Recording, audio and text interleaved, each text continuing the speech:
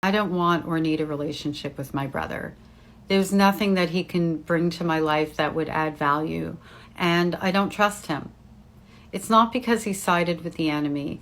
It isn't because of the fact that he needs her love and approval, love, more than he needs to have his little sister. I look at him as still being a victim because he's still in a relationship with our mother. The reason that I cannot imagine ever having my brother in my life again is because he aligns with her in calling me the family liar, and has done so in the most horrific ways. When I was in my early 20s, like 21 years old, I called him and I disclosed to him that I had been raped when I was 12 years old, and that is how I lost my virginity. I ran away from home, got in a car with the wrong person, and that's what happened. That was what was done to me.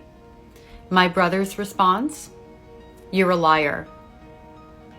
I asked him, what would I have to possibly gain from disclosing this information to him? And I had never told anyone in the family prior to this. I needed and I wanted my big brother. And he said, "Because you've always been the family liar." When I chose no contact with my grandfather and my grandmother, when I broke those relationships forever, my brother called me. I hadn't even heard from him in I don't know how long, and I was already no contact with my mother. And he said to me, unless I spoke to my grandfather, he would never speak to me again. And how could I do that to my grandfather and stop lying about the abuse? My grandfather's a pedophile. How could you not let our grandfather see your children? How could you do this to him? That was the conversation.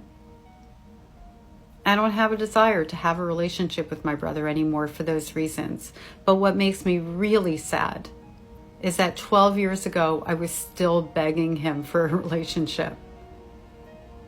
12 years ago, I would have done anything to have him in my life because I didn't recognize that as adults, he wasn't somebody who loved, trusted, cared, or respected me.